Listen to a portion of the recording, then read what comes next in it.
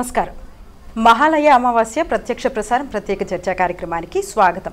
మనం తప్పకుండా తీర్చాల్సిన రుణాల్లో పితృరుణం ఒకటి. దేవకార్యం కన్నా పితృకార్యం ఎంతో ప్రాముఖ్యత. అంతేకాదు దేవతల కంటే పితృదేవతలు చాలా త్వరగా అనుగ్రహిస్తారు అని కూడా ప్రతీతి. అందుకనే ప్రతి సంవత్సరం కూడా తప్పకుండా ఆ నిర్దిష్ట సమయాల్లో వారి వారి తిథుల్లో పిండ ప్రదానాలు, తర్పణాలు, శ్రాద్ధ కర్మలు చేయడం అనేది తప్పనిసరిగా చెయ్యాలి అని చెప్పి పెద్దలు చెప్తూ ఉంటారు. అలా చేసినప్పుడు ఏం జరుగుతుందంటే పితృదేవతలు మనని అనుగ్రహించి మన తరాన్ని, మన తర్వాత తరాన్ని కూడా సుఖ సంతోషాలతో ఉండే విధంగా ఆశీర్వదించడం మనం చూస్తూ ఉంటాం. అంటే అది పెద్దవాళ్ళు చెప్పడం మనం వింటూ ఉంటాము. అదేవిధంగా అంటే ముఖ్యంగా మనం చూసుకుంటే గనక భాద్రపద మాసం బహుళ పక్షంలో వచ్చేటటువంటి మహాలయ పక్షాలు, ఈ 15 రోజుల్ని మహాలయ పక్షం లేదంటే పితృపక్షాలు అని అంటూ ఉంటాము. ఈ 15 రోజులు కూడా భక్తి శ్రద్ధలతో మనం మన పితృదేవతలని ఆరాధించినట్టయితే వారు మనని ఆశీర్వదించి, అంతేకాదు ఈ 15 రోజులు వాళ్ళు కిందకి వచ్చి మన ఇళ్ళకి వచ్చి మనం ఇచ్చే యొక్క తర్పణాలని పుచ్చుకుని మనని ఆశీర్వదిస్తారు. అలాగే పితృదోషాలు ఇంకా ఏ సమస్యలు ఉన్నా సరే కుటుంబంలో వాటన్నిటినీ తీరుస్తారు అని ప్రతీతి. మరి ఈ నేపథ్యంలో రేపు మహాలయ అమావాస్య మరింత ప్రత్యేకం, చివరి రోజు. మరి ఆ రోజు విశిష్టత ఏంటి, ఏం చెయ్యాలి, ఆ రోజు ఏ విధంగా మన పితృదేవతలని ఆరాధిస్తే వాళ్ళు సంతృప్తులవుతారు వంటి విషయాలన్నీ ఈనాటి మన కార్యక్రమంలో తెలుసుకుందాము. మరి వీటన్నిటి గురించి సమగ్రంగా తెలియచేయడానికి మనతో పాటు పండితులు సిద్ధంగా ఉన్నారు. అలాగే మీకు కూడా ఎటువంటి సందేహాలు ఉన్నా సరే స్క్రీన్ పైన కనిపిస్తున్న లైవ్ నెంబర్స్కి కాల్ చేయవచ్చు, లేకపోతే యూట్యూబ్ లైవ్ ఛానల్లో మీరు చాట్లో కనుక మీ యొక్క సందేహాన్ని టైప్ చేసి పంపించినట్టయితే అడగడం జరుగుతుంది. అలాగే మన చర్చలో పాల్గొంటున్న పండితుల్ని ఒక్కసారి మనం పరిచయం చేసుకుందాం. మొదటగా గాడిచర్ల నాగేశ్వర సిద్ధాంతి గారు, నమస్కారం గురుగారు. అలాగే సముద్రాల ఆచార్య శిఖామణి గారు, నమస్కారం గురుగారు. మనం చర్చని ప్రారంభించుకుందాం. గురుగారు, మొదటగా మీతో ఈ మహాలయ అమావాస్య యొక్క విశిష్టత ఏమిటి? శృతి స్మృతి పురాణానాం ఆలయం కరుణాలయం నమామి భగవత్పాద శంకరం లోకశంకరం. శరదిందు సమాకారే పరబ్రహ్మ స్వరూపిణి వాసరాపీఠ నిలయే జ్ఞాన సరస్వతి నమోస్తుతే. శ్రీమాత్రే నమ. ఓం నమ శివాయ. మనకు సంవత్సరంలో అమావాస్యలు ప్రతి నెల ఒక అమావాస్య 12 ఉంటుంది. అధిక మాసం వస్తే 13 అమావాస్యలు వస్తుంటాయి. అయితే ప్రత్యేకంగా మనకు ఈ భాద్రపద మాసంలో వచ్చే ఈ బహుళ పాడ్యమి నుంచి అమావాస్య తదుపరి అందరు 15 రోజులు అంటారు. ఇది 15 రోజులు కాదు, 16 రోజులు. ఆశ్వయుజ శుద్ధ పాడ్యమితో యుక్తము 16 రోజులు ఈ పితృపక్షాలు అంటారు. అంటే ఈ 15 రోజులలో మామూలుగా మనం అన్ని కార్యక్రమాలు చేస్తాం. ఈ 15 రోజులలో పితృదేవతలు అంటే మన గతించినటువంటి పెద్దలు, తండ్రి, తాత, ముత్తాతలు, తల్లి, అమ్మమ్మ, నాయనమ్మలు, వీళ్ళంతా, తర్వాత సకల బాంధవులు, అది తర్వాత వస్తుంది దీంట్లో ప్రత్యేకత. వీరందరూ కూడా ఏమిటిదనంటే ఈ 15 రోజులు మన ఇక్కడికి వచ్చి వాళ్ళ యొక్క ఇంటి దగ్గరికి వచ్చి నా యొక్క సంతానము వారు మా గురించి ఏం చేస్తున్నారు, వాళ్ళ మనస్సులో ఎలాంటిది ఉంది, అభిమానము, ప్రేమ ఉన్నాయా, ఇంకా పోయినాయా, వాళ్ళు నా గురించి ఏం చేస్తున్నారు అని చూడటానికి ఇది ఒక పరీక్షలాగా వాళ్ళు చూస్తూ ఉంటారు. అయితే ఈ 15 రోజులలో ముఖ్యంగా ఏమిటిదంటే సామాన్యంగా మనకు శుక్లపక్షం కావచ్చు, కృష్ణపక్షం కావచ్చు, పాడ్యమి, విద్య, తదియ, చవితి, పంచమి, ఇట్లా 15 రోజులు ఉంటుంది. అక్కడ పౌర్ణిమతోని 15, ఇక్కడ అమావాస్యతోని 15. ఈ 15 రోజులలో చనిపోయిన వాళ్ళు ఏదో ఒక తిథి నాడు చనిపోయి ఉంటారు. ఈ 15కు మించి అయితే ఇంకో 16వ తిథి లేదు. కాబట్టి ఏమిటంటే ఏ తిథి నాడు చనిపోయిండో సామాన్యంగా ఈ పితృపక్షాలలో ఈ 15 రోజులలో ఆ రోజు ఏమిటంటే వారికి శ్రాద్ధ కర్మ ఆచరించడం జరుగుతుంది. వారు ఒక్కరికే, అంటే మామూలుగా మనం సంవత్సరీకం ఎలా చేస్తామో అట్లా ఈ శ్రాద్ధ కర్మ అంతేకాకుండా ఈ ప్రత్యేకంగా ఇక్కడ దీంట్లో ఈ 15 రోజులలో ఇంకొక విశిష్టత ఏమిటంటే ఆ రోజు కాకుండా ఇంకొక రోజు, అంటే ఈ 15 రోజులలో వీలైనప్పుడు దానికి కొన్ని ఉన్నాయి. అన్ని ప్రతిరోజు చేయడానికి విద్యా శ్రాద్ధం అని, అట్లాగే ఏమిటంటే ఇప్పుడు ముత్తైదుగా చనిపోయిందనుకోండి స్త్రీ, వారికి ఏమిటంటే నవమి నామ, అవిధవ నవమి, అంటే విధవ కాకుండా చనిపోయిన పుణ్యస్త్రీగా పోయింది కాబట్టి వాళ్లకు నవమి నాడు చేయాలి. అట్లాగే అస్త్రశస్త్ర హతోనాం, వాళ్ళెవరు మనకు శస్త్రాలతోని కానీ అస్త్రాలతోని కానీ యాక్సిడెంట్లు కానీ ఫైర్ యాక్సిడెంట్లు కానీ ఏదన్నా నీట మునిగిపోయో, లేక కొందరు అసలు వాళ్ళు శవాలు కూడా దొరకాయి. మొన్న ఒక అది ఇక్కడ నాగార్జున సాగర్ దగ్గర జరిగిన ఆ ఇన్సిడెంట్లో ఇంతవరకు ఇంక 8 శవాలు దొరకలేదు. ఇటువంటి సందర్భంగా పోయిన వాళ్ళు వీళ్ళ గురించి ఏమిటి అని అంటే ఈ ద్వాదశి అనే రోజున చేయబడతాయి. యొక్క ద్వాదశి ఇవి తప్ప మిగతా అన్ని రోజులలో ఏ తిథినాడు చనిపోయినరో వాళ్లకు ఆ రోజు ఏమిటంటే శ్రాద్ధ కర్మ మాత్రమే ఆచరిస్తారు. ఇది కాకుండా మిగతా పితృదేవతలు అంటే ఇక్కడ తాతలు ముత్తాతలు తల్లి తరఫు వాళ్ళు తండ్రి తరఫు వాళ్ళు అట్లాగే మేనత్తలు మేనమామలు వారి సంతానము ఈ రకంగా ఏమిటిదేనంటే అందరూ సర్వ బాంధవులు వస్తారు. ఇక్కడ గురువు కూడా వస్తాడు, మిత్రుడు కూడా వస్తారు. వాళ్ళకు కూడా ఆప్తమిత్రులకు కూడా ఎవరైనా సంతానం లేని గురువులు ఉంటే వారికి కూడా శ్రాద్ధకర్మ చేయొచ్చు. ఇటువంటి మహదవకాశం ఈ 15 రోజులలో ఉంటుంది. కాబట్టి ఏమిటంటే ఆ తిథినాడు శ్రాద్ధం చేయాలి. ఇంకొక రోజు ఏమిటిదేనంటే మనము దానికి కొన్ని ఉన్నాయి, పంచమి అట్లా కొన్ని ఉన్నాయి. ఆ రోజులలో మన వీలుని బట్టి ఈ యొక్క మహాలయ పక్షాన్ని ఈ కర్మను ఆచరించాలి. అయితే దీంట్లో కూడా ఏమిటిదేనంటే ఈ 15 రోజులలో కాకుండా 16వ రోజు అని మీకు చెప్పిన ఆ 16 రోజులలో ఏమిటిదంటే ఇప్పుడు స్త్రీ సంతానంకి ఏమిటిదంటే భర్త లేకుండా ఉండనుకోండి, వారి యొక్క పుత్రులు ఎవరైనా చనిపోయిన ఉండంటే దౌహిత్రుడు అవుతాడని వాళ్లకు ఎవరు చేయాలి కర్మ? ఆ కర్మకి ఏమిటిదంటే ఈ యొక్క ఆశ్వేజ శుద్ధ పాఠ్యమి నాడు వారికి కూడా ఏమిటిదంటే ఈ కార్యక్రమం చేయడానికి అదొక 16వ రోజు, అదొక 10. అందుకొరకు 15 + 1 16. ఇది అత్యంతమైనటువంటి పుణ్యకాలం. వాళ్ళు మన పితృదేవతలు వచ్చి అక్కడ మనం ఇస్తున్నది ఏంటిది? వాళ్ళు ఏదో మీ లక్షలు కోట్లు ఇంకేదో మాకు బ్రహ్మాండమైనటువంటి భోజనాలు పెట్టమని అడగటం లేదు. కేవలం ఏంటంటే తర్పణం, మంచి నీళ్లు వదలమని చెప్తున్నారు. భక్తిపూర్వకంగా తర్పణాలు ఇస్తే వాళ్ళు సంతృప్తి పడతారు. మిగతా అన్నిటి కొరకు కాదు, నువ్వు డబ్బు ఇవ్వమనో లేకపోతే పెద్దగా భోజనాలు పెట్టి ఏదో చేయమని వాళ్ళు అడగటం లేదు. అంతే, దాంతో తృప్తి పడతారు. అంటే నేను నా సంతానం నన్ను మర్చిపోయలేదు, నాకు ఆ కృతజ్ఞత భావం ఉన్నదని వాళ్ళే పితృదేవతలుగా మనకు ఆశీస్సులు ఇస్తారు. ఒకవేళ మనం వారిని లక్ష్య పెట్టకుండా ఇవన్నీ ఆచరించకుండా వాళ్ళకు మనం అవమానపరిచినట్టయితే తప్పకుండా వారి శాపం కూడా మనకు కలుగుతుంది. అందుకే చాలామందికి ఏమిటిదంటే పిల్లలు కారు, సంతానం కలగకపోవటానికి కారణము పితృదోషము అంటారు. ఇదే పితృదోషం. కాబట్టి అంటే పిల్లలకు అటువంటి శాపాలు వాళ్ళు ఇవ్వకుండా ఈ 15 రోజులు తప్పకుండా ఏమిటిదంటే రోజు వీలైతే రోజు తర్పణాలు ఇవ్వాలి. కాకపోతే కనీసం చివరి రోజైనటువంటి అమావాస్య నాడు ఈ కార్యక్రమం నిర్వహిస్తే సంపూర్ణ ఫలాన్ని శుభాల్ని పొందగలుగుతారు. అంటే ఎవరికైనా సరే మహాలయ అమావాస్య రోజు పెట్టి చివరి రోజు అంటే రోజు కొందరికి వీలు కావచ్చు, ఉద్యోగం ఉండొచ్చు, ఆరోగ్య సమస్యలు ఉండొచ్చు, ఎన్నో ఉంటాయి, వృత్తిరీత్యా వీలు కాకపోవచ్చు, ఎన్నో సమస్యలు ఇంట్లో కూడా కుటుంబ పరిస్థితులు. కాబట్టి ఇవన్నీ వీలు కాని వాళ్ళు చివరి రోజైనటువంటి అమావాస్య అని, దీన్ని అందుకే సర్వపితృ అమావాస్య అన్నారు. అందరూ వస్తారు, ఇంట్లో అన్ని జాతుల వాళ్ళు అందరూ వారి వారి శక్త్యానుసారం చేస్తూ ఉంటారు. జనరల్గా ఏమిటంటే ఈ తర్పణాలు ఇచ్చిన తర్వాత భోజనాలు శ్రాద్ధ కర్మలు చేసినప్పుడు భోక్తా ఉంటాడు, వాళ్ళకి భోజనాలు అవన్నీ బ్రాహ్మణ భోజనాలు అవన్నీ ఉంటాయి. కాని వాళ్ళు ఉంటారు, మిగతా వాళ్ళందరూ ఇవన్నీ చేయరు. శ్రాద్ధ కర్మాదులు ఆచరించిన వాళ్ళు కనీసం ఏమిటంటే స్వయం పాకం అని ఇస్తారు. స్వయం పాకం అని అంటే ఏంటిది? ఒక బ్రాహ్మడికి భోజనానికి ఏమిటంటే కావాల్సినటువంటి సరుకులు బియ్యము, పప్పు, అట్లాగే మన నెయ్యి, తర్వాత పంచదార లేదా బెల్లము, తర్వాత కూరగాయలు ఇవన్నీ కలిపి ఏమిటంటే వారికి భోజనానికి ఇస్తారు.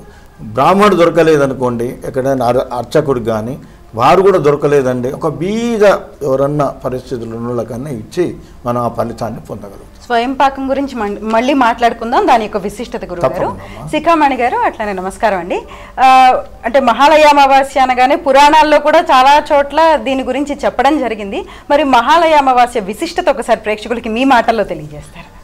ఆపదామపహర్తారం దాతారం సర్వసంపదాం లోకాభిరామం శ్రీరామం భూయో భూయో నమామ్యహం. శ్రీ రఘునందన పరబ్రహ్మణే నమః. మనకు భగవద్ అనుగ్రహం కంటే, భాగవత అనుగ్రహముల కంటే పితృదేవతముల అనుగ్రహములు మనకు చాలా అవసరం. ఎందుకు అనంటే, ఉదాహరణకు మనకు రామాయణాన్ని రాముడు ఆచరించి చూపించినప్పటికీ, ఆ రాముడు మనకి ఆచరించి ధర్మాచరణ ఇవన్నీ చూపించినప్పటికీ కూడా రామాయణం అయిపోయింది, రామాయణం మొత్తం అయిపోయింది. ఆ తర్వాత రాముడు వెళ్ళిపోయాడు, రామాయణ కాలంలో మనం లేము. కానీ ఆ రామాయణం ఇలా జరిగింది, ఇలా ఉంటుంది అని చెప్పేసి ఆ రామాయణాన్ని మనకు తీసుకొని అందించినటువంటి ఆచార్యోత్తములు ఎంత గొప్పవారో, అలాగే పితృదేవతల భగవద్ అనుగ్రహాన్ని అందగలిగినటువంటి వాళ్ళు, భగవద్ అనుగ్రహాన్ని అనుగ్రహింపదగినటువంటి వాళ్ళు పితృదేవతలు. ఆ పితృదేవతల అనుగ్రహం ఉంటేనే భగవద్ అనుగ్రహం ఉంటుంది. మనం ఎన్నెన్నో పూజలు చేస్తాం, ఎన్నెన్నో యాగాలు చేస్తాం, కష్టం వచ్చిందని, పెళ్ళి వచ్చిందని, పెళ్ళి కావాలని, సంతానం కావాలని, ఉద్యోగం, వ్యవహారం, వ్యాపారం, ఏదైనా ఒక్కొక్క సమస్యకి ఒక్కొక్క రకంగా విధములైనటువంటి కర్మలని మనము భగవంతుణ్ణి మాత్రమే ప్రార్థిస్తూ ఉంటాం. ఈ భగవంతుణ్ణి ప్రార్థించడం వల్ల భగవద్ అనుగ్రహం కలగాలి అని అంటే కనుక పితృదేవతల అనుగ్రహం కలగాలి. అంటే భగవద్ అనుగ్రహం దగ్గరికి వెళ్ళిన తర్వాత పితృదేవతల అనుగ్రహం అనేటువంటిది టోల్గేట్ వంటిది. అంటే ఈ టోల్గేట్ని మనం ఎత్తేసుకుంటే భగవద్ అనుగ్రహం ఆటోమేటిక్గా మనకు వస్తుంది. ఈ పితృదేవతల అనుగ్రహం లేదు అని అనుకోండి, భగవద్ అనుగ్రహం కూడా మనకు దక్కదు. ఎలాగైతే ఇప్పుడు రామాయణం జరిగింది, కానీ ఆ జరిగినటువంటి వృత్తాంతాన్ని మనకు అందజేయగలిగినటువంటి ఆచార్యోత్తములు ఎంత గొప్పవారో, భగవద్ అనుగ్రహాన్ని కూడా మనకు అందజేయగలిగినటువంటి పితృదేవతలు కూడా అంతే గొప్పవాళ్ళు. ఇలా ఈ పితృదేవతలను ఆరాధిస్తే మాత్రమే మనకు కావలసినటువంటి వృత్తి, ఉద్యోగ, వ్యవహార, వ్యాపారములలో జరిగేటువంటి అన్ని కష్టములన్నీ కూడా తొలగిపోయి భగవద్ అనుగ్రహాన్ని కూడా అందజేయగలిగినటువంటి సామర్థ్యం కలిగినటువంటి వాళ్ళు పితృదేవతలు. అందుకని ఈ మహాలయ పక్షాల్లో వచ్చేటువంటి ఈ పితృపక్షాలు అనేటువంటి ఈ 15 రోజులలో ఎవరెవరైతే ఏ ఏ తిథులలో మరణించిపోయారో వారి పేరున, వారి పేరు మీద వాళ్ళందరికీ కూడా మనము ఆ యొక్క తర్పణములని, పిండ ప్రదానములని, శ్రాద్ధకర్మలని, స్వయంపాక దానములని మనం ఎప్పుడైతే అందజేస్తామో వాళ్ళందరూ కూడా శాంతింపజేసి, ఆహా వీడు నాకు ఇది సమర్పణ చేశాడు కాబట్టి వీడికి నేను అనుగ్రహాన్ని ఇవ్వాలి అని చెప్పేసి మనము పితృదేవతలు మనల్ని అనుగ్రహించడం జరుగుతుంది. కావున మనం పితృదేవతల అనుగ్రహాన్ని తప్పకుండా పొందడానికి, భగవద్ అనుగ్రహము కంటే గొప్పగా పితృదేవతల అనుగ్రహం పొందడానికి ఈ మహాలయ పక్షాలు మనకు సత్కార్యంగా ఈ సమయాన్ని సద్వినియోగపరుచుకునేడానికి పెద్దలు నిర్ణయించినటువంటి భాద్రపద కృష్ణపక్ష ఈ 15 రోజుల వ్యవధి. అందుకోసమని చెప్పేసి ఈ పితృపక్షములని పెద్దలందరూ కూడా ఆచరిస్తూ ఉంటారు. అలాగే తప్పిపోయిన వాళ్ళకు కూడా వాళ్ళు ఎప్పుడు చనిపోవడం అనేది కూడా తెలియదు, వారికి కూడా ఈ యొక్క 15 రోజుల్లో పెట్టుకోవడం లేదంటే అమావాస్య రోజు పెట్టుకోవడం అనేది చేసుకోవచ్చా గురుగారు? తప్పకుండా అమ్మ. పితృదేవతల అనుగ్రహం అంటే చనిపోయినటువంటి వాళ్ళు, తప్పిపోయినటువంటి వాళ్ళు, ఆత్మహత్య చేసుకున్నటువంటి వాళ్ళు, లేదా తెలియకుండా మరణించినటువంటి వాళ్ళు ఎవరికైనా సరే ఈ పితృపక్షాలలో, మహాలయ పక్షాలలో ప్రతి ఒక్కరికి కూడా దానాన్ని, పితృతర్పణాలని మనం తప్పకుండా చెయ్యాలి. అందుకు ఉదాహరణనే మనకు రామాయణంలో జటాయువుకి తర్వాత దశరథుడికి ఎటువంటి సంబంధం కూడా లేదు. కానీ జటాయువు మరణించింది అని తెలిసినటువంటి వార్త విన్న తర్వాత దశరథ మహారాజు జటాయువుకు కూడా పిండ ప్రదానం చేసినటువంటి రోజులు ఈ మహాలయ పక్షములు. కాబట్టి మనకు ఎప్పుడైనా కారులో కానీ ఎటువంటి వాహన ప్రయాణాల్లో మనం వెళ్తుంటే సడన్గా మనకు తెలియకుండా ఏదో ఒక పక్షో, లేకపోతే ఏదో ఒక జంతువో, కుక్కో, లేకపోతే ఎద్దో, ఇలాంటి ఎన్నో మనకు వచ్చి దారిలో ఆ కారుకు తాకి మరణించడం జరుగుతున్నాయి. కానీ అవి కూడా మన కారణంగా అకాలముగా మరణము చెందినాయి కాబట్టి వాటికి కూడా తర్పణములు వది ఆయా ఆత్మలకు కూడా శాంతి కలిగించేటువంటి విధంగా తర్పణాలు వదలడానికి యోగ్యత కలిగినటువంటి నిర్దిష్టమైన సమయము ఈ మహాలయ పితృపక్ష సమయములు. కాబట్టి తెలిసిన వాళ్ళకి, తెలియని వాళ్ళకి, ఉన్న వాళ్ళకి, లేని వాళ్ళకి అందరికీ కూడా మనం ఈ మహాలయ పక్షాలలో తర్పణాన్ని వదలవచ్చు. అలాగే కొంతమందికి ఆడపిల్లలు మాత్రమే ఉంటారు, ఆడపిల్లలు ఉండేటువంటి తండ్రి మాత్రమే ఉంటారు. ఇప్పుడు కొడుకు లేడు, తనకి పితృకర్మలు ఎవరు ఆచరించాలి? ఎవరు ఆచరించలేరు. కొడుకు లేడు అని అంటే కనుక తర్పణాలు ఎవరు వదలాలి? సంవత్సరం శ్రాద్ధాన్ని ఎవరు పెట్టాలి? పిండ ప్రదాన్ని ఎవరు చేయాలి? తర్పణాలు ఎవరు వదలాలి? కూతురికి అధికారము లేదు. అల్లుడు గారు వాళ్ళ తండ్రి గారు చేస్తారు. అలాంటి వాళ్లకు ఎవరికైనా సరే వాళ్ళందరికీ కూడా తండ్రి గారైనా, తల్లి గారైనా, మధ్వంశ్యానా, మాతృవంశ్యానా, తెలిసిన వాళ్ళు, తెలియని వాళ్ళు, తల్లి తరపున వాళ్ళు, తండ్రి తరపున వాళ్ళు, ప్రతి ఒక్కరికి కూడా ఈ మహాలయ పక్షాలలో ప్రతి ఒక్కరికి కూడా చేయగలిగేటువంటి యోగ్యత కలిగినటువంటిది ఈ మహాలయ పితృపక్ష అమావాస్య తిథి. అందుకని ఈ గొప్ప విశిష్టతను మనం అందరం కూడా సద్వినియోగపరుచుకొని పితృదేవతల అనుగ్రహంతో పాటుగా భగవద్ అనుగ్రహాన్ని కూడా పొందవలసిందిగా ప్రార్థిస్తున్నాం. చాలా బాగుంది, చక్కటి ఉదాహరణతో మొదలు పెట్టారు, చాలా బాగుంది గురుగారు. అలాగే గురుగారు, సిద్ధాంతి గారు, మనం ఇప్పుడు సాధారణంగా ప్రతి ఒక్క ఇంట్లో కూడా మహాలయ అమావాస్యకి సంప్రదాయాలు ఉంటూ ఉంటాయి. మరి ఒక్కొక్కరికి ఒక్కొక్క సంప్రదాయం ఉంటుంది కదా, ఏ విధంగా ఆచరించాలి అన్నది తెలియజేస్తారా ప్రేక్షకులకి? సాంప్రదాయాలు అన్నది ఏంటంటే సామాన్యంగా ఏమిటంటే ప్రతి ఇంట్లో కూడా ఏమిటంటే ఆ వ్యక్తి చనిపోయిన తిథి నాడు సంవత్సరీకం అనేది చేస్తుంటారు. కొన్ని పిండ ప్రదానం చేయటము, తర్పణాలు ఇవన్నీ జరుగుతూ ఉంటాయి. భోక్తలను పిలిచి వారికి భోజనాలు పెట్టడం, ఇవన్నీ కార్యక్రమాలన్నీ జరుగుతూ ఉంటాయి. ఇది కాకుండా ఏమిటంటే కొంతమంది ఇప్పుడు ఏదైతే మనం పితృపక్షాలలో చేస్తున్నారో వాళ్ళు కూడా ఏమంటే చనిపోయిన రోజు వారికి తోచిన విధంగా కార్యక్రమాలు చేస్తూ ఉంటారు. కనీసం ఏమిటంటే స్వయం పాకం అన్న ఇస్తూ ఉంటారు. వాళ్ళు కూడా బంధువులందరినీ పిలిచి ఒక ఫోటో పెట్టి అక్కడ ఏదో చేసి ఆ కార్యక్రమాలను నిర్వహిస్తూ ఉంటారు. అది ఆ రకంగా అందరూ చేస్తూ ఉంటారు. అది కాకుండా కూడా ఏమిటంటే అది చేస్తూ కూడా ఈ 15 రోజులలో మనం ప్రత్యేకంగా వారు చనిపోయిన ఆ తిథి నాడైతే పర్వాలేదు. ఒకవేళ అది వీలు కాదు అంటే ఇక్కడ చతుర్దశి, ఒక ద్వాదశి మనకి ఇక్కడ వచ్చింది, చతుర్దశి వదిలిపెట్టి చేయాలి. చతుర్దశి నాడు వాళ్ళు చనిపోయిన ఆ రోజు కాకుండా అమావాస్య నాడే చేయాలి. అట్లా ఆ రకంగా ఏమిటంటే అమావాస్య నాడు సర్వపితృ అన్నారు. అందుకే అందరికీ సర్వపితృ అమావాస్య అన్నారు. కాబట్టి అది చేసిన కర్మ వాళ్ళందరికీ మళ్ళీ ఆ రోజు కూడా అమావాస్య నాడు చేసుకోవటం అనేది తప్పనిసరి చేయాలి. ఇది చేస్తే కానీ వాళ్ళు తృప్తి పడరు. వాళ్ళు వచ్చి ఈ 15 రోజులు మన ఇంటి దగ్గర వచ్చి వెయిట్ చేస్తూ ఉంటారు.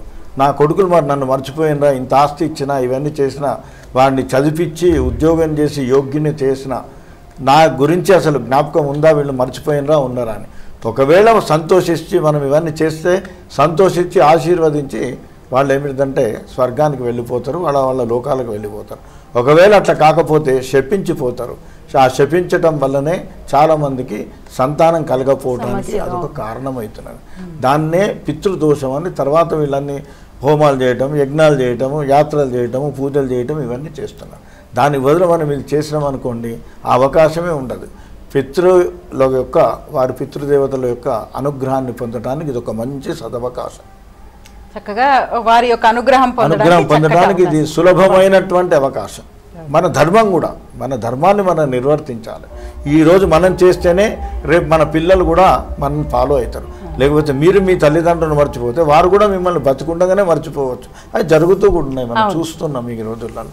ఆ పరిస్థితులు రాకుండా మనం జాగ్రత్తగా ఉండాలి. తీసుకువెళ్ళి ఏ అనాథాశ్రమంలో రేపు మీ పిల్లలు మిమ్మల్ని పెట్టే అవకాశాలు వస్తాయి. దానికి కారణం ఏంటంటే మనం మన పితృదేవుళ్లను గౌరవించక వారిని మర్చిపోతే ఇవన్నీ జరిగే అవకాశాలు ఉంటాయి. కాబట్టి ఏమంటే పితృదేవతలు ఆ దేవతలతో సమానంగా దేవతలు అన్నారు ఇక్కడ. పితృగా మనం రాముడు కృష్ణుడు తర్వాత మొదలు మాతృదేవోభవ, పితృదేవోభవ, ఆచార్య దేవోభవ, తర్వాత అతిదేవో. ఈ దేవుళ్ళ తర్వాతనే మిగతా దేవుళ్ళకి వచ్చారు. కాబట్టి మనకు విద్య నేర్పిన గురువుకు కూడా ఆ స్థానాన్ని ఇచ్చారు. తర్వాతనే మనకు మిగతా భగవంతుడు రాముడు కృష్ణుడు నీ ఇష్టదైవాన్ని మనం అక్కడ ప్రార్థిస్తున్నాం. కాబట్టి ముఖ్యంగా ఈ దేవతలను మనం మర్చిపోకూడదు. ఇక్కడ మరిస్తే అంతా మర్చినట్టే. చక్కటి విషయం గురుగారు. అంటే మనం ఆచరిస్తేనే మన తర్వాత తరాలు మిమ్మల్ని గుర్తుపెట్టుకుంటారు. మీరు నాన్న అని అంటే వాడు నిన్ను నాన్న అంటాడు, ఏరా అంటే వాడు ఏరా అంటాడు. అంతే కదా. బాగుంది గురుగారు. అలాగే శిఖామణి గారు, మనకి సంవత్సరం అంతా కూడా కాకుండా ఈ 15 రోజులు మాత్రమే పితృదేవతలు భూమి మీదకి వస్తారు అని అంటున్నాం కదా, ఎందుకని ఈ 15 రోజులు అంత ప్రత్యేకం? ఈ 15 రోజులు మాత్రమే వాళ్ళు రారు. సంవత్సరంలో వచ్చేటువంటి ప్రతి అమావాస్యకి పితృతర్పణాలు వదలాలి అని చెప్పేసి శాస్త్రం చెప్తున్నది. అందుకనే ఈ నిర్దిష్టమైనటువంటి అమావాస్య తిథిని ప్రతి ఒక్కళ్ళు కూడా ఇప్పుడు ఎలాగే అనంటే నిత్యకర్మలలో బ్రాహ్మణ క్షత్రియ వైశ్య శూద్రాది వర్ణములలో ప్రతి ఒక్కళ్ళల్లో కూడా నిర్దిష్టమైనటువంటి ఒక్కొక్క వర్ణానికి నిర్దిష్టమైనటువంటి సమయపాలని వాళ్ళు చేయవలసినటువంటి కర్మలనన్నిటినీ కూడా శాస్త్రం మనకు చెప్పింది. ఈ చెప్పినటువంటి దాంట్లో సంధ్యావందనం అనేటువంటి కర్మ, తర్వాత బ్రహ్మయజ్ఞము అనేటువంటి కర్మ, పితృయజ్ఞము అనేటువంటి కర్మ. ఈ పితృయజ్ఞం అనేటువంటి కర్మ రోజు కూడా చేయాలి. ఈ పితృయజ్ఞం రోజు చేస్తూ ఆ తర్వాత అమావాస్య ప్రతి నెలకు ఒకసారి వచ్చేటువంటి అమావాస్య నాడు ప్రత్యేకంగా పితృతర్పణాలను చేస్తూ తండ్రి లేనటువంటి వాళ్ళు ప్రత్యేకంగా పితృతర్పణాలని రోజు చేస్తూ అమావాస్యకి ప్రత్యేకంగా చేస్తూ ఆనాడు ఈరోజు ఎలాగైతే చేస్తున్నామో ఆనాడు అమావాస్య కూడా అలాగే చేస్తూ ప్రత్యేకమైనటువంటి తిథి అంటే సంవత్సర కాలంలో ఒకరోజు వారు మరణించినటువంటి తిథి మధ్యాహ్న అపరాహ్న వేళలో వచ్చేటువంటి సమయంలో వాళ్ళకి పెట్టడము ద్వారా వాళ్ళకు వస్తుంది. అలాగా మన కాలమానము దేవతల కాలమానము ఒకటే కాదు. ఎలాగా అంటే మనకు సంవత్సర కాలము గడిస్తే దేవతలకు ఒక రోజు గడిచినట్టు లెక్క. అలాగా ప్రతిరోజు దేవతలకి ఆ పితృదేవతలకి మనము ప్రత్యేకంగా భోజనం పెట్టవలసిందే, వాళ్ళని అనుగ్రహం పొందవలసిందే, వాళ్ళ అనుగ్రహాన్ని మనము తీసుకోవలసిందే. కావున దేవతలు ప్రతిరోజు దిగి వస్తారనంటే ప్రతిరోజు దిగి వస్తారు. ప్రతిరోజు దిగి రావడం అనంటే ఇక్కడ మనకు రోజు రాత్రి గడిచి పొద్దున గడిచినట్టు లెక్క కాదు, సంవత్సర కాలం. అలాగానంటే ఉదాహరణకు ఒక వ్యక్తి యొక్క తండ్రి గారు మరణించారు అనంటే ఈ భాద్రపద శుక్లపక్ష నవమి నాడు మరణించారు అనంటే వాళ్ళ పితృదేవతలలో చేరారు కాబట్టి ఆ మళ్ళీ మరలా వచ్చేటువంటి సంవత్సరంలో భాద్రపద శుక్లపక్ష నవమి నాడు ఆ తండ్రి గారి రోజు అంటే దేవతల కాలమానం ప్రకారంగా మళ్ళీ ఒక రోజు వచ్చేస్తుంది. ఆ రోజున మళ్ళీ పెట్టాలి. రోజు మనకు సంవత్సర కాలం గడిస్తే దేవతలకి ఒక్క రోజుగా పరిగణించబడుతుంది. కావున ప్రతిరోజు భగవద్ అనుగ్రహాని కోసమై పితృదేవతల అనుగ్రహం కోసమై ప్రతిరోజు ఆచరించవలసినదే ఈ నియమము తప్ప ఈ రోజు మాత్రమే ప్రత్యేకంగా ఉండేటువంటి అనంటే తెలిసి తెలియక ఉన్నవాళ్ళు, లేని వాళ్ళు, అయిన వాళ్ళు, కాని వాళ్ళు, పక్షులు, జాతులు ఇందాక మనం చెప్పినటువంటి విధంగా అనుకోకుండా మన మధ్యలో వచ్చేటి మన వల్ల మరణాంతరం చెందినటువంటి పొరపాటున జరిగినటువంటి ఇవన్నిటి వాళ్ళందరికీ కూడా ఒక నిర్దిష్టమైనటువంటి కాలం జరగాలి, ఉండాలి అని చెప్పి పెద్దలు నిర్ణయించినటువంటి సమయము భాద్రపద కృష్ణపక్ష మహాలయ పక్షములు అమావాస్య తిథి. ఈ తిథులలో కూడా మరలా ప్రత్యేకంగా ఉంటాయి. ఎలాగానంటే ఈరోజు ఒక తండ్రి గారు ఇందాక మన గురువు గారు చెప్పినటువంటి విధంగా ఒకరోజు ఒకళ్ళు విధిలో చనిపోతారు, తదియ, చవితి, పంచమి, ఇలా ఒక్కొక్కళ్ళు ఒక్కొక్క తిథిలో ఈ 15 తిథులలోనే చనిపోతారు. మరలా ఎవరు ఎక్కడా తెలియదు. అయ్యా మా తండ్రి గారు ఎక్కడ చనిపోయారో, ఎప్పుడు చనిపోయారో తెలియదు, వాళ్ళ తిథి ఇలా ఏదో తెలియదు. నేను ఒక ఆవునో లేకపోతే వెళుతుంటే దారిలో ఎక్కడో వాహనం మీద ప్రమాదంగా జరిగి ఒక కుక్కనో లేకపోతే ఏదో ఒక పక్షో నా యొక్క కారణంగా మరణం చెందింది, కావున వాటికి కూడా నా కారణంగా మోక్షం కలగాలి కాబట్టి వాళ్ళకు కూడా తర్పణాన్ని వదలాలి కాబట్టి ఆ వాటికి తిథులు నక్షత్రాలు ఏవి ఉండవు కాబట్టి వాళ్లకు ప్రత్యేకంగా పితృదేవతల అనుగ్రహం కొరకై వాళ్ళకు కూడా జరగనటువంటి ఒక తిథి అమావాస్య తిథి. కావున ప్రతి ఒక్కళ్ళు ప్రతిరోజు చేయవలసినటువంటి కర్మ పితృదేవతల యొక్క కర్మ. ఎలాగైతే మనం స్నానం ఆచరించడము, బొట్టు పెట్టుకోవడము, బట్ట కట్టుకోవడము ఎలా అయితే రోజు నిత్యవారి కర్మలో, అలాగే పితృదేవతల అనుగ్రహం కొరకై పితృదేవత ఆరాధన, పితృకర్మలు అనేటువంటిది ప్రతిరోజు ఉండవలసినటువంటి కర్మనే. దౌర్భాగ్యం ఏంటంటే ఇది చెప్పాల్సినటువంటి వాళ్ళు లేకపోవడం, ఆచరించవలసినటువంటి వాళ్ళు లేకపోవడం వలన వాళ్ళు ఆచరించట్లేదు, చెప్పేటువంటి వాళ్ళు చెప్పట్లేదు తప్ప ప్రతిరోజు ఆచరించవలసినటువంటి కర్మ పితృదేవతల ఆరాధన కర్మ. ప్రతిరోజు పితృదేవతల ఆరాధనని తర్పణములని ఆయా కర్మలని అనుగ్రహాన్ని ఆ కర్మలని ఆచరించడానికి వదిలే యోగ్యత ఉండే ప్రతి ఒక్కళ్ళు కూడా చెయ్యాలి. కావున పితృదేవత ఆరాధన ప్రతి ఒక్కరూ చెయ్యాలి. దేవతల్ని ఆరాధించినట్టే పితృదేవతలను కూడా దేవతల్ని ఆరాధించినట్టే పితృదేవతల్ని ఆరాధించాలి. ఈ పితృదేవతలు అనగా మరలా మనం మన తండ్రి గారో తాతగారో అని పితృదేవతల అనుగ్రహంలో వసువులు, రుద్రులు, ఆదిత్యులు అనేటువంటి మరలా 3 పితృదేవతలు ఉంటారు. ఈ పితృదేవతల అనుగ్రహం వసురుద్రాదిత్యుల్లో మన పితృదేవతలందరూ కూడా కలిసిపోతారు. గురుగారు సిద్ధాంత్ గారు ఒక కాల్ తీసుకుందాం, తర్వాత మళ్ళీ చర్చను కొనసాగిస్తాం. హలో హలో హలో హలో నమస్తే అండి, మీ పేరు, ఎక్కడి నుంచి మాట్లాడుతున్నారు? అమ్మ నా పేరు సుబ్రహ్మణ్యము, చిత్తూరు డిస్టిక్ పొంగనూరు నుండి మాట్లాడుతున్నాము. సిద్ధాంత్ గారు వింటున్నారు, మాట్లాడండి, టీవీకి దూరంగా రండి. సరే అమ్మా, చెప్పండి సుబ్రహ్మణ్యం గారు. స్వామీజీ నమస్కారం. స్వామీజీ నమస్కారం అండి. 11 నెలలు బట్టలు పెట్టలేదు. జనవరి 4వ తేదీ మా డాడీ చనిపోయినాడు, మా నాన్న. ఇంకా 11 నెలలు పూర్తి కాలేదు. ఇప్పుడు రేపు తర్పణం పెట్టచ్చా పెట్టకూడదా స్వామి? మీ నాన్నగారిది సంవత్సరీకం కాలేదు కాబట్టి చనిపోయిన ఆయనకు చేయకూడదండి. ఈ మొదటి సంవత్సరం వీలు కాదు. అంటే మీరు సంవత్సరీకం పెట్టాలి. ప్రథమ సంవత్సరీకం అని సంవత్సరీకం అయిన తర్వాత వచ్చే పై సంవత్సరం నుంచి మీరు ఈ పితృపక్షాలలో ఆ చనిపోయిన రోజు కానీ లేదా అమావాస్య రోజు కానీ మీరు వారికి తర్పణాలు అవన్నీ చేయొచ్చు. మొదటి సంవత్సరం పూర్తి కాకుండా చేయకూడదు. మిగతా వారికి చేయొచ్చు, మిగతా బంధువులకు మీరు చేయొచ్చు. అని పెద్ద నరేష్ శర్మ గారు మనతో పాటు ఉన్నారు, వారితో మొదలు పెడదాం. ఈరోజు మనం చర్చని మళ్ళీ ఇప్పుడు స్టార్ట్ చేసుకుందాం. గురుగారు నమస్కారం. మొదటగా గురుగారు, సాధారణంగా మనకి మహాలయ అమావాస్య అనగానే ఏం చేయాలి, అసలు ఆ రోజు పొద్దున లేచినప్పటి నుంచి ఏ విధంగా ఉండాలి అన్న ప్రశ్నలు వస్తూ ఉంటాయి. అసలు ఆ రోజు సంప్రదాయబద్ధంగా అసలు ఏం చెయ్యాలి? గురుం గురుతరంగమ్యం గుణుగమ్యం గుణాకరం వందే గురుత్తమం దేవం దేవవంద్య పదాంబుజం. అస్మశ్రీ గురుచరణాలవిందాభ్యాం నమో నమః. అమావాస్య, మహాలయ అమావాస్య, భాద్రపద అమావాస్య. ఆ రోజున ఏం చేయాలి, ఏమి చెప్పింది శాస్త్రం అని పండితోత్తములు దాని నుంచి చాలా విషయాలు చెప్పారు. మళ్ళీ అయినప్పటికీ అమావాస్య పితృదేవతా సంబంధమైనటువంటి తిథి అని. సోమావాస్యాం ప్రత్యాగచ్చతు తే పితరః పూర్వేద్యురాగచ్చన్. అమావాస్య తిథిని ఆశ్రయించుకొని పితృదేవతలు ఉంటారయా. ఆ ముందు రోజే పితృదేవతలు మన గ్రహం ముందు చేసి ఉంటారు. అమావాస్య నాటికి ముందు రోజు సాయంత్రమే మనం బ్రహ్మచర్యంగా ఉండటము, ఏకభుక్తం చేయటం, ఈ పనులు చేయాలి. చేసి అమావాస్య నాడు నిరాడంబరంగా ఉండాలి. ఏమి ఆడంబరాలు ఏమీ లేకుండా విభూతి ధారణ చేయటం ప్రధానంగా, తిలక ధారణ అవి చేయకుండా ఇంట్లో పూజలు చేసుకోవాలి. కానీ ఆ రోజు ఘంటానాదం చేయకూడదు. ఎవరైనా సరే ఆ రోజు ఇంట్లో పితృకార్యం జరుగుతూ ఉంటే, పితృతిథి ఉంటే, పితృ సంబంధమైనటువంటి కార్యం ఉంటే ఆ రోజున ఘంటానాదం చేయకూడదు. ఎందుకంటే ఆగమార్థంతు దేవానాం గమనార్థంతు రక్షసాం అన్నారు. కాబట్టి ఆ ఘంటానాదం చేస్తే పితృదేవతలు వెళ్ళిపోతారట. అందుకనే ఆ ఘంటానాదం చేయకుండా నిశ్శబ్దంగా ఉండాలి, నిరాడంబరంగా ఉండాలి, శౌచంగా ఉండాలి. ఉండి మన నిత్యకర్మలన్నీ యథావిధిగా పూర్తి చేసుకొని పితృదేవతల గురించి శ్రాద్ధం చేయాలి. శ్రద్ధయా దీయతే అనేన ఇది శ్రాద్ధం. శ్రద్ధగా పితృదేవతలను ఉద్దేశించి భోజనాన్ని పెట్టడం ప్రధానమైనటువంటి ఉద్దేశం. శ్రాద్ధం అంటారు కదా. ఆ శ్రాద్ధంలో ప్రధానమైనటువంటివి 3 అంశాలు ఉంటాయి. ఒకటి అగ్నవకరణం, అగ్నిలో హోమం చేయటం. రెండవది బ్రాహ్మణ భోజనం, బ్రాహ్మణులు అయితే బ్రాహ్మణ భోజనం, లేదు అంటే స్వయం పాకం ఇవ్వటం.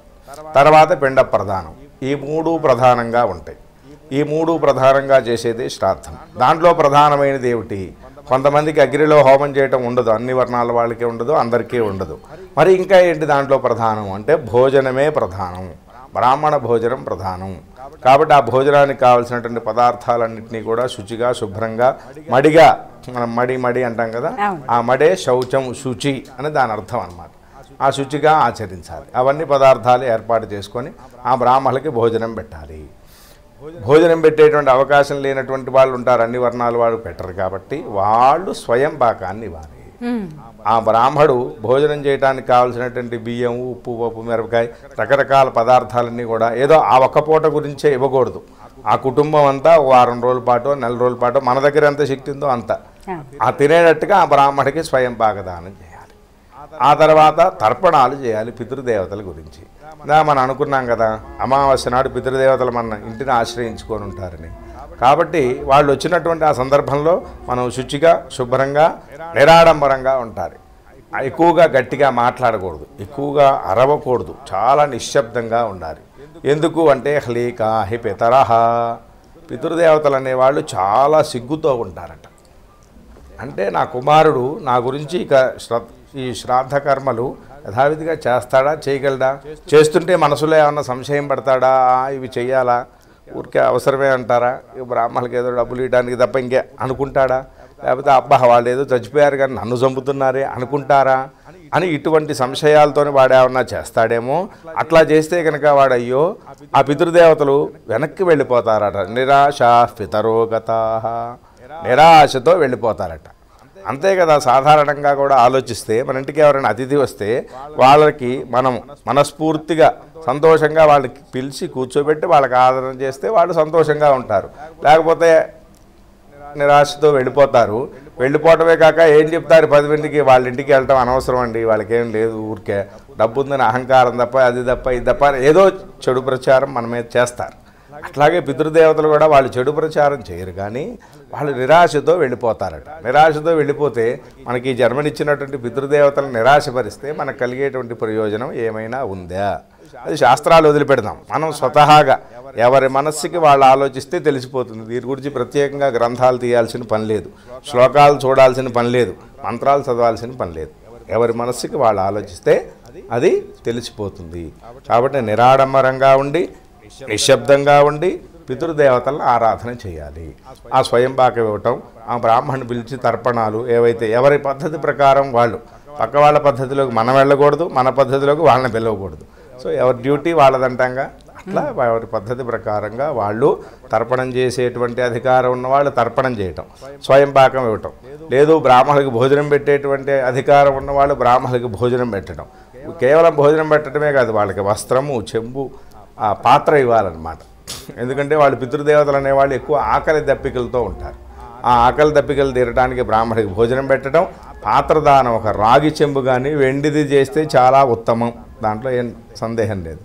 వాళ్ళు వెండి చేయాలంటే చాలా కష్టంగా ఎక్కడో ఆకాశాన్ని అంటుంది కాబట్టి కనీసపక్షం రాగి చెంబైనా సరే దానం చేయాలి.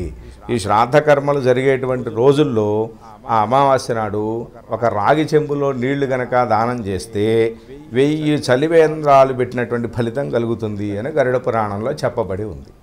కాబట్టి ఆ రాగి చెంబు దానం చేయటము, వస్త్రదానం చేయటము, యథాశక్తిగా ఎవరి దగ్గర ఎంత ఉంటే దాన్ని అతిక్రమించకుండా ఆ దాన ధర్మాలు చేసి పితృదేవతలు ఉద్దేశించి శ్రాద్ధకర్మ చేయటం అమావాస్య నాడు చేయదగినటువంటి పనులు. గురుగారు, మీరు ఇంత క్రితం తెలియజేసినట్టు మహిళలు, అంటే నేను మహిళలు అని అడగడం జరిగింది, అంటే విభూది ధారణ ఒకటే చేసుకోవాలన్నప్పుడు వాళ్ళు తిలక ధారణ చేసుకోవాలా, విభూది ఒకటే పెట్టుకోవాలి? ప్రతి ఆబ్దికానికి కూడా ఉపయోగపడుతుందని అడుగుతారు. ప్రతి ఆబ్దికానికి కూడా స్త్రీలు కూడా నిరాడంబరంగా ఆ రోజు వరకు ఉండవచ్చు. ఎక్కువ ఆభరణాలు అవి ధరించకుండా, రకరకాలైనటువంటి చిత్ర విచిత్రమైనటువంటి వస్త్రాలు ధరించకుండా, లలాటే తిలకం దృష్ట్వా నిరాశా పితరోగతాః, ఇంటి ముందు ముగ్గు వేయకూడదు పితృకార్యం జరిగేటువంటి రోజుల్లో. అవన్నీ చూస్తే వాళ్ళు వెళ్ళిపోతారట. ఎందుకంటే అవన్నీ ముగ్గు వేయటం, బొట్టు పెట్టుకోవటం ఇవన్నీ దేవతలకు సంబంధించినవి, ఇవన్నీ పితృదేవతలకు సంబంధించినవి. కాబట్టి ఆ రెండిటికి తేడా ఉండాలి కదా కొంచెం. అందుకనే ఆ శ్రాద్ధం జరిగే రోజు అట్లా ఉండటమే ఉత్తమం అన్నమాట. నియమాలు, మహాలయ అమావాస్యకి సంబంధించిన నియమాలన్నీ కూడా చక్కగా తెలియజేశారు. ఒక్క కాల్ తీసుకుందాం అండి. హలో హలో, నమస్కారం అండి. నమస్తే అండి, మీ పేరు, ఎక్కడి నుంచి మాట్లాడుతున్నారు? నా పేరు భిక్షమయ్య అండి, మూసాపేట నుంచి మాట్లాడుతున్నా. శిఖామణి గారు వింటున్నారు, మాట్లాడండి. నమస్కారం అండి గురువు గారు. నమస్తే అయ్యా. చెప్పండి. అయ్యా, మా ఇంట్లో మా కోడలు గర్భవతిగా ఉన్నది. మరి రేపు అమావాస్య నాడు మా సాహిత్యం ఇయ్యొద్దా? తప్పకుండా కూడా ఏడాది అవుతుంది, ఏడాది వెళ్ళలేదు. తప్పకుండా ఇవ్వవచ్చును, తప్పకుండా ఇవ్వాలి. దానికి దీనికి ఎటువంటి సంబంధం లేదు. సంవత్సరం లోపు ఎవరన్నా మరణించినటువంటి వాళ్ళకి కూడా ఇలాంటి ఏదన్నా ప్రత్యామ్నాయంగా ఉంటుంది అని చెప్పేసి మనకు చనిపోయినటువంటి 10వ రోజు నాడు మనకు సపిండీకరణము అని చెప్పి చేస్తారు. ఈ సపిండీకరణంతో ఈ మన యొక్క సంవత్సర సూతకం అంతా కూడా పోతుంది. మనకు ఆ దోషం అంతా కూడా తొలగిపోయి మనకు భగవద్ అనుగ్రహాన్ని గుళ్ళకి వెళ్ళడము, దేవాలయాలకు వెళ్ళడము, పూజలు చేసుకోవడం, పునస్కారాలు చేసుకోవడము అనేటువంటిదంతా కూడా ఈ సపిండీకరణంతో వెళ్ళిపోతుంది. పూర్వకాలంలో ఎలా ఉండేది అని అంటే ఈ సపిండీకరణము సంవత్సరం తర్వాత చేయాలి. అంటే ఇప్పుడు చనిపోయినటువంటి 10 రోజుల తర్వాత మనము ఈ కార్యక్రమాలను 10 రోజుల పెద్ద కర్మ అని బయట చేస్తుంటారు, 13వ రోజు ఈ శ్రాద్ధ కర్మ, ఇలాంటివన్నీ చేస్తుంటారు కదా. అలాగే ఈ సపిండీకరణము అనేటువంటిది ఈ 13వ రోజు 14వ రోజు చేయకుండా సంవత్సర కాలము తర్వాత సంవత్సరికం నాడు చేసేటువంటి వాళ్ళు.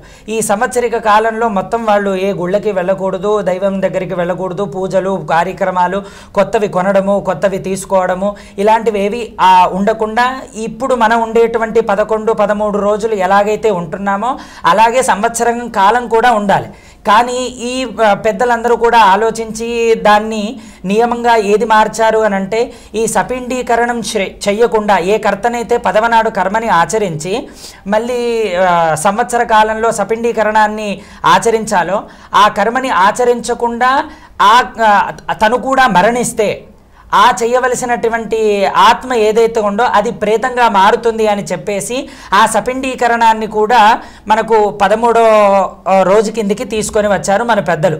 కావున ఈ సూతకం అనేటువంటిది అన్నీ కూడా ఈ 13వ రోజులో పోతుంది, దానికి ఎటువంటి సంబంధం లేదు. ఈ మనకు గర్భవతిగా ఉండేటువంటి స్త్రీలు కానీ లేకపోతే వేరే రకంగా ఉండేటువంటి స్త్రీలు కానీ ఏ రకంగా ఉన్నా పితృకర్మని ఆపమని ఏ శాస్త్రంలో కూడా చెప్పింది ఎక్కడా కూడా లేదు. ఆడవాళ్ళకి పనికి రాకపోయినా ఆడవాళ్ళకి పనికి రాకపోయినా ఆడవాళ్ళని పక్కన పెట్టి ఆ తర్వాత పితృకర్మనుగా ఆచరించవలసిందే తప్పకుండా. ఈ రోజు పోయింది అని అంటే మళ్ళీ సంవత్సరం కాలం వరకు ఆ పితృదేవతలు మన ఆ రోజు కోసం ఎదురు చూస్తూ ఉంటారు. అంతే తప్ప మళ్ళీ నాకు ఈరోజు అవకాశం లేదు, నాకు ఎక్కడో అత్యుత్తమమైనటువంటి పని ఉంది, అత్యవసరమైనటువంటి పని ఉంది, ఎంత ఆ కోట్ల రూపాయలు వచ్చేటువంటి పని ఉన్నా ఆ కోట్ల రూపాయల అనుగ్రహాన్ని ఇచ్చేటువంటి వాళ్ళు పితృదేవతలు.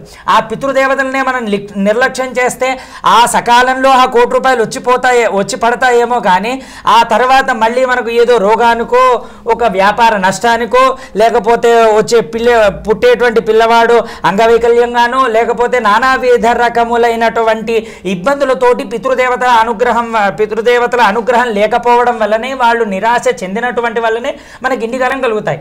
ఏ కారణము చేతనైనా సరే మనం పితృదేవతల ఆరాధనని మరిచిపోమని ఇది పెట్టవద్దు అని చెప్పేసి ఎక్కడా కూడా ఏ శాస్త్రంలో కూడా చెప్పబడి లేదు. కావున ఖచ్చితంగా మనం పితృదేవతల ఆరాధనని చేయవలసిందే, వాళ్ళ అనుగ్రహాన్ని పొందవలసిందే ఈ అమావాస్యకి. సిద్ధాంత్ గారు, చాలామందికి ఉండే ఒక ప్రశ్న, అసలు పితృదోషాలు మాతృదోషాలు అంటే ఏంటి, అవి ఉన్నాయని మనం ఎలా తెలుసుకోవాలి, అవి పోగొట్టుకోవడానికి మనకి మహాలయ అమావాస్య ఏ విధంగా ఉపకరిస్తుంది? పితృదోషము మాతృదోషము అని అంటే మనకు జన్మనిచ్చిన తల్లి తండ్రి. ఈరోజు మనం ఇక్కడ ఈ స్థాయిలో ఉన్నాము అని అంటే వారి యొక్క ఆశీస్సులే. వారే కానీ ఆలోచించకపోతే మనం ఈ పృథ్వీ మీదకి వచ్చేవాళ్ళమే కాదు, మనకి జన్మనే లభించేది కాదు. కాబట్టి వాళ్ళు తల్లి నవమాసాలు మోసి ఎంతో కష్టపడి తర్వాత ఎంతో మనకేమిటంటే చిన్నప్పుడు వచ్చినటువంటి బాలారిష్టాలను అవన్నిటిని అధిగమించుకుంటూ ప్రతిరోజు కంటికి రెప్పగా కాపాడుకొని మనను పెంచి పెద్ద చేసి విద్యాబుద్ధులు ఇచ్చి ఒక యోగ్యుణ్ణి తయారు చేస్తారు తల్లిదండ్రులు. వారు సమాజానికి హితులుగా మారటానికి ప్రయత్నాలు చేసి మనని సృష్టించి కష్టపడి వాళ్ళు మనని స్థాయికి తీసుకొస్తారు. వచ్చినప్పుడు మనం వాళ్ళని మర్చిపోకూడదు. ఎందుకనంటే మనిషికి తప్పకుండా ఏమిటంటే కృతజ్ఞత అనేది ఉండాలి. మనం మన నిన్నటి రోజున ఎప్పుడు మర్చిపోకూడదు, మనకు సహాయం చేసిన వారిని ఎప్పుడు మర్చిపోకూడదు. అందుకని ఏమిటంటే పెద్దలను మనకు జన్మనిచ్చిన వాళ్ళను దేవతలతో సమానము, అందుకే పితృదేవతలు అని అన్నారు. ఆ దేవతలే కాబట్టి వాళ్ళను తల్లికి మించినటువంటి దైవము లేదు ఇక్కడ. కాబట్టి తల్లిదండ్రులను మనం తప్పకుండా గౌరవించాలి. గౌరవించడం ఎట్లా అనంటే వాళ్ళు బ్రతికుంటే వాళ్ళ సేవ చేయండి, వాళ్ళకి అన్ని రకాలుగా సేవ చేయండి, వాళ్ళని ఆనందంగా ఉంచి సంతృప్తిగా ఉంచే ప్రయత్నం చేయండి, వారు కోరుకున్నట్లు వాళ్ళు జీవించే ప్రయత్నం చేయండి. అంత అది వీలు కాదని మీ సంతానంతో వాళ్ళు ఎంతో సంతోషపడి ఆడుకుంటూ వాళ్ళు ఎంతో ఆనందంగా గడుపుతారు. ఇవన్నీ కాకుండా వాళ్ళు అనుకోకుండా గతించింది అనుకోండి, ఇంకా మనకున్న మార్గం ఏమిటంటే వాళ్ళని ఏ రకంగా సంతృప్తి పరచాలంటే వారి మనసులో ఎలాంటి కోరికలు ఉండే వాళ్ళు ఏది చేస్తే సంతృప్తి పడతారు. సపోజ్ ఒక ఆయనకు దాన ధర్మాల మీద బాగా ఇంట్రెస్ట్ ఉండే, అది చేయండి. గోపూజ అది చేయండి. అన్నీ మనం ఏంటంటే వేదాలు తర్వాత శాస్త్రాలు చదవటం, ఆ రకంగా వాళ్ళు సంతోషపడితే ఆ రకంగా మీరు చెయ్యండి. వాళ్ళని ఏ రకంగా మనం సంతృప్తి పరిస్తే వాళ్ళు సంతోషపడతారో ఆ రకంగా మనం వాళ్ళను సంతృప్తిపరిచే ప్రయత్నం చేస్తే తప్పకుండా వాళ్ళ ఆశీస్సులు ఉంటాయి, వారు మనతోనే ఉంటారు, వారు కూడా మన అభివృద్ధికి అన్ని రకాలుగా సహకరిస్తారు. సంతానాన్ని ఇచ్చి ఆ సంతానాన్ని కూడా వాళ్ళు కాపాడుతూ ఉంటారు. కాబట్టి ఏంటంటే పెద్దల దయ మనకు ఉండాలి. ఆ పితృ దయ కొరకు వాళ్ళ ఆశీస్సుల కొరకే ఈ సదవకాశం మనకు సంవత్సరంలో వీలు కాకుండా ఈ 12 రోజులలో మనకి 15 + 1 16 రోజులలో తప్పకుండా ఏమిటంటే వాళ్ళని స్మరించుకుంటూ వాళ్ళ కొరకు మనం కొంత సమయాన్ని కేటాయించి వారి యొక్క ఆత్మను వారిని సంతృప్తిపరచడం మన కనీస ధర్మం. మనం వాళ్ళని సంతృప్తి పరిస్తేనే ఆ తర్వాత మనకి భవిష్యత్తు ఉంటుంది. బాగుంది గురుగారు. ఒక కాల్ తీసుకుందాం. హలో హలో, నమస్తే అండి, మీ పేరు ఎక్కడి నుంచి మాట్లాడుతున్నారు? విజయలక్ష్మి అండి, నందినగర్ నుండి. అడగండి అమ్మా మీ సందేహాన్ని, అనిపెద్ది వారు వింటున్నారు. మా ఇంట్లో మా అమ్మ నేనే ఉండమనండి. మా అమ్మ చనిపోయింది. ఇప్పుడు నేను ఆడపిల్లనున్నా పెట్టొచ్చా? మా భర్త కూడా మమ్మల్ని వదిలిపెట్టి వెళ్ళిపోయినాడు. అందుకని ఆడపిల్ల ఉన్నా పెట్టొచ్చా లేదా అని అడగడానికి. ఆడపిల్లలు ఉన్నప్పటికీ కూడా ఈ కార్యక్రమాన్ని యథావిధిగా చేయొచ్చు. అయితే మీరు డైరెక్ట్గా చేయడానికి కలియుగంలో ఉన్నటువంటి కొన్ని నిబంధనల ప్రకారం చేయకూడదు కాబట్టి మీ తరపున మీ ఇంటి పేరు కలిగిన వాళ్ళు లేదా మీ గోత్రం కలిగిన వాళ్ళు వాళ్ళని పెట్టుకొని చేయండి. లేదా మీ అన్నదమ్ములు ఎవరైనా ఉంటే కనుక వాళ్ళతోని చేయించండి. ఓనర్ మీరే, కార్యక్రమం చేసేది వాళ్ళు అనమాట. అంటే అది కర్తవ్యం అంటారు. దాన్ని మీ మీద ఉంచి ఆ కర్తవ్యాన్ని ఎవరో ఒకళ్ళు కూర్చొని పురుషులతోని చేయించటం ఉత్తమం. ఎవరూ లేరండి, బంధువులు లేరు, స్నేహితులు లేరు, ఏమంటే సర్వాభావే పురోహిత అన్నారు. కాబట్టి ఓ బ్రాహ్మణుని పిలిచి ఆయనకే దక్షిణా తాంబూలం ఇచ్చి ఆయనతోనే ఈ పితృతర్పణాలు అవన్నీ చేయించి మీ గోత్రనామాలు అవన్నీ చెప్పించి ఆయనతో చేయించి ఆయనకే స్వయం పాకం ఇవ్వండి. మీ పితృదేవతలు తృప్తి చెందుతారు, వారి అనుగ్రహం మీకు కలుగుతుంది. శిఖామణి గారు, మరొక ప్రశ్న ఒకటి వస్తూ ఉంటుంది. చాలామంది కూడా ఇంట్లో పెట్టుకుంటూ ఉంటారు, లేదంటే ఇంకొంతమంది నదీ తీరాల్లో పెట్టుకోవడం చూస్తూ ఉంటాం, ఆలయాల్లో పెట్టుకోవడం చూస్తూ ఉంటాం. ఎక్కడ శ్రేష్టం అన్న ప్రశ్న కూడా వస్తూ ఉంటుంది. ఎక్కడ నిర్వహించుకుంటే బాగుంటుంది? ఇంట్లల్లో, దేవాలయాలలో, నదులలో, సముద్రాల దగ్గరలలో, బద్రీనాథ్లో ఉండేటువంటి బ్రహ్మకపాలంలో, కాశీలో, ఇలాంటి వాటిలలో చాలామంది మనము పిండ ప్రధానాలని, తర్పణాలని వదులుతూ ఉంటారు. కానీ ఆలయాల దగ్గరికి విషయానికి వస్తే కనుక కొన్ని ఆలయములకు మాత్రమే ఆ నిర్దిష్టమైనటువంటి యోగ్యత కలిగింది, కానీ మిగతా ఆలయములకి ఆ యోగ్యత లేదు. నదులలో ఇంట్లో చేసిన దానికంటే ఆ దేవాలయాలు, ఇప్పుడు మనకు కొన్ని దేవాలయాలు ఉన్నాయి. నాసిక్లో ఉండేటువంటి త్రియంబకేశ్వర ఆలయం దగ్గర ఉండేటువంటి ఆ త్రియంబకేశ్వర ఆలయంలో, గోకర్ణలో, ఆ తర్వాత కాశీలో, ఆ తర్వాత బ్రహ్మకపాలం బద్రీనాథ్లో, హిమాలయాల్లో ఉండేటువంటి బద్రీనాథ్ ప్రాంతంలో, ఆ ప్రాంతంలో బ్రహ్మకపాల ప్రాంతంలో మనకు చేస్తే ఇంట్లో చేసిన దానికంటే కొన్ని వేల రెట్ల ఫలితం అక్కడ ఉంటుంది. అక్కడ చెయ్యలేనటువంటి వాళ్ళు అక్కడ సమయపాలన ఇవన్నీ కూడా మనకు ఎంతో అవసరం కాబట్టి ఇక్కడ కూడా చేయవచ్చును, ఇంట్లలో కూడా చేయవచ్చును. కానీ ఈ మధ్యకాలంలో మన దగ్గరికి కూడా వచ్చి కొన్ని ప్రశ్నలు అడుగుతూ ఉన్నారు. నమ్మినా నమ్మకపోయినా పితృదేవతలను, భగవంతుని నమ్మినటువంటి వాళ్ళు పితృదేవతల్ని కొంతమంది నమ్మరు. ఎందుకు? దేవుడే అన్నీ చూస్తానంటారు కదా గురువు గారు, మరి దేవుడి అనుగ్రహం ఉంటే సరిపోతుంది కదా, అన్ని దేవతలకి దేవుడే కదా అని చెప్పేసి అని అంటారు. అంగా అన్యన్యా దేవతా అని వేదం చెప్తుంది. అంటే దేవతలు, ఆ భగవంతుడు ఒక రూపమైతే ఆ భగవంతుడికి రూపాన్ని ఉండేటువంటి పోలికలంతా కూడా దేవతలు అంగముల రూపకంలో ఉంటారు. అంటే మనం ఏదైనా ఒకటి భగవంతుణ్ణి అడిగాము అని అంటే నేరుగా అది భగవంతుణ్ణి కాదు అడగవలసింది, ఆ దేవతల అనుగ్రహంగా అంగంగా ఉండేటువంటి దేవతలని మనం అడిగితే భగవంతుడు ఆ రూపకంలో, దేవతల రూపకంలో మనకు ఆ అనుగ్రహాన్ని, ఆ కోరికను మనకు తీర్చగలడు. అలాగే ఇంకొంతమంది మనకు బ్రాహ్మణులకే ఇవాళ అన్నదానం చేస్తే సరిపోతుంది కదా అనేటువంటి ప్రశ్న ఇంకొకటి వస్తుంది. దానికి ఏమిటి అని అంటే, ఉదాహరణకు మీకు ఒక బంగారు ఏదో ఎవరో ఒకళ్ళు దారిన పోయేటువంటి ఒక భిక్షాటన చేసేటువంటి వాడు ఒక దానాన్ని అడిగాడు. ఆ దానానికి మీరు నా దగ్గర ఎంతో బంగారం ఉంది కదా అని చెప్పేసి మేము మెళ్ళోంచి ఒక తులం బంగారం తీసి అతనికి ఇచ్చాడు అనుకోండి, అతనికి దానికి తీసుకునేటువంటి యోగ్యత ఉన్నదా? అతను దాన్ని తీసుకొని దాని విలువ తనకు తెలుసునా? దానికి ఉపయోగం చేసుకునేటువంటి దానికి పద్ధతి విధానం తెలుసునా?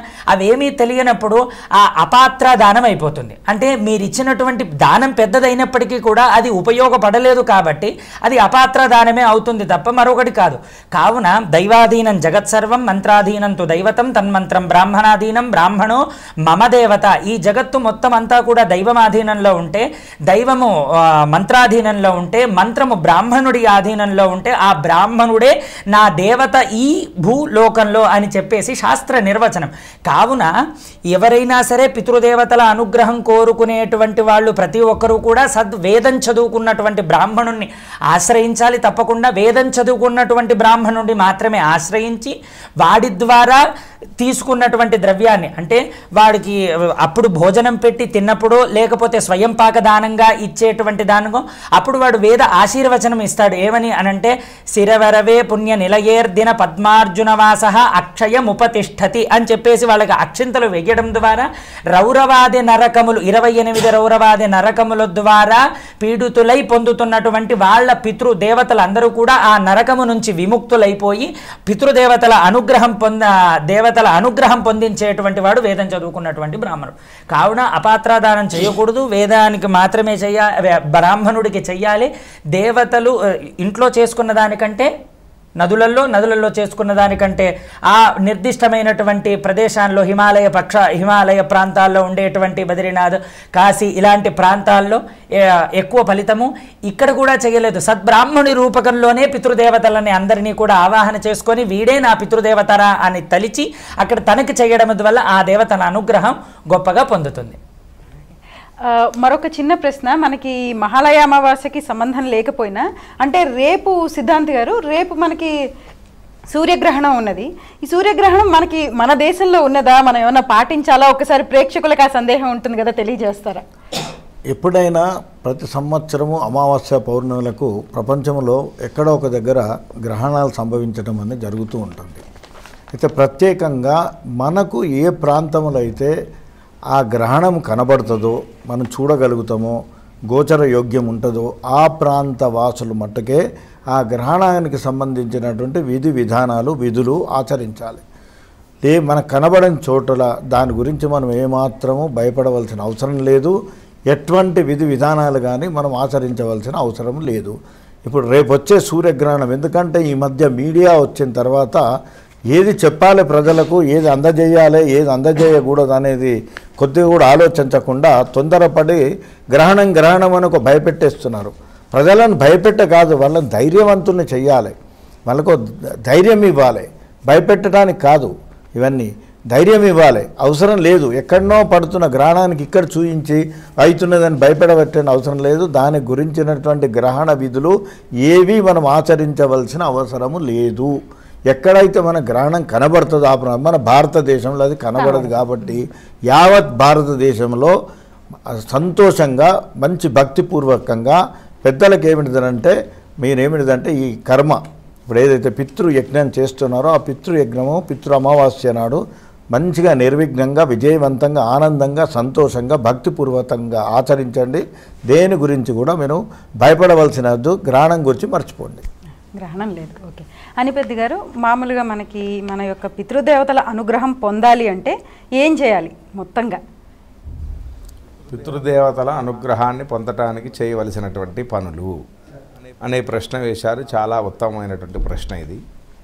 పితృదేవతల అనుగ్రహాన్ని పొందటానికి ప్రధానంగా వారు జీవించి ఉండగా జీవతోర్ వాక్యకరణాత్ ప్రత్యబ్దం భూరిభోజనాత్ గయాయాం పిండదానాచ్చ త్రిభిః పుత్రస్య పుత్రత. పుత్రులైనటువంటి వాళ్ళు పితృదేవతలకు చేయవలసినటువంటి పనులు, వాళ్ళ అనుగ్రహాన్ని పొందటానికి చేయవలసినటువంటి పనులు. జీవతోర్ వాక్యకరణాత్, వాళ్ళు బ్రతికి ఉండగా జీవించి ఉండగా వాళ్ళ మాటను తూచా తప్పకుండా పాటించటం, ఇది ఒక అర్థం. ఇంకొకటి, వాళ్ళు గతించినప్పటికీ కూడా వాళ్ళు చెప్పినటువంటి మాటల్ని తూచా తప్పకుండా పాటించటం. అంటే కుమారుడు వాళ్ళ కుమారుడికి చెప్పాలి, మా నాన్నగారు ఇట్లా చెప్పేవాళ్ళరా, మా అమ్మగారు ఇట్లా చెప్పేవాళ్ళరా, మా అమ్మమ్మ ఇట్లా చెప్పింది, మా తాతయ్య ఇట్లా చెప్పాడని వాళ్ళ వంశ పరంపరని పై తరాలకి అందిస్తూ ఉండటం. ఆ తర్వాత వాళ్ళు గతించినప్పుడు వాళ్ళకి చేయవలసినటువంటి సంస్కారములు. చాలామంది పోయినప్పుడు భయపడుతూ ఉంటారు, ఇవన్నీ పితృకార్యాలు అపరకార్యాలు, ఇది చేయకూడదు, ఇది చేస్తే అది, అది చేస్తే ఇది అని. కాదు, దీని పేరు పితృయజ్ఞం అన్నారు. మనం మామూలుగా అనేక యజ్ఞాలు వింటూ ఉంటాంగా, హోమాలు అవన్నీ, వాటన్నిటికంటే కూడా ఇది విశేషమైనది. దేవకార్యాదపి పితృకార్యాన్ని విశిష్యతే అని. కాబట్టి ఆ వాళ్ళు గతించినప్పుడు వాళ్ళకి చేయవలసినటువంటి శ్రాద్ధ కర్మల్ని యథావిధిగా ఆచరించటం, గయకి వెళ్ళి వాళ్ళ గురించి పిండ ప్రదానం చేయటం, ఈ చేయటం చేత పితృదేవతల అనుగ్రహం కలుగుతుంది. పితృదేవతల అనుగ్రహం చేత సకలమైనటువంటి శ్రేయస్సులు కలుగుతాయి. మహాలయ అమావాస్య అంటే ఏం చేయాలి, విశిష్టత, మనం ఏ విధంగా తరించవచ్చు ఈ యొక్క పితృకర్మలు చేయడం ద్వారా, పితృదేవతల యొక్క అనుగ్రహం పొందాలంటే ఏం చేయాలి అన్న విషయాలన్నింటినీ కూడా చాలా సమగ్రంగా ప్రతి ఒక్కటి కూడా తెలియజేసినందుకు సిద్ధాంతి గారు, అలాగే శిఖామణి గారు, అనిపెద్ది గారు, మీకు అందరికీ కూడా ధన్యవాదాలండి. శుభం భూయాత్. శోభాయై పితరోను మదంతు. స్వస్తి. వీక్షించారు కదా. మహాలయ అమావాస్య రోజు అంటే రేపు ఎటువంటి కార్యక్రమాలు చేయాలి, అలాగే పితృదేవతలను మనం ఏ విధంగా వాళ్ళు మనని అనుగ్రహించగలరో, మనం ఏం చేస్తే మనం తరిస్తామో వంటి విషయాలన్నీ కూడా పండితులు చాలా చక్కగా తెలియచేశారు. కాబట్టి ఆ సంప్రదాయాలన్నిటికీ కూడా అంటే ఎవరికి చెప్పింది వాళ్ళు పాటించినట్టయితే మనం చక్కగా తరించగలుగుతాము. పండితులు చెప్పినట్టు చేసినట్టయితే మన పితృదేవతలు కూడా మనని చక్కగా అనుగ్రహించడం జరుగుతుంది. మరొక ప్రత్యేక కార్యక్రమంలో మళ్ళీ కలుసుకుందాం. అంతవరకు సెలవు. నమస్కారం.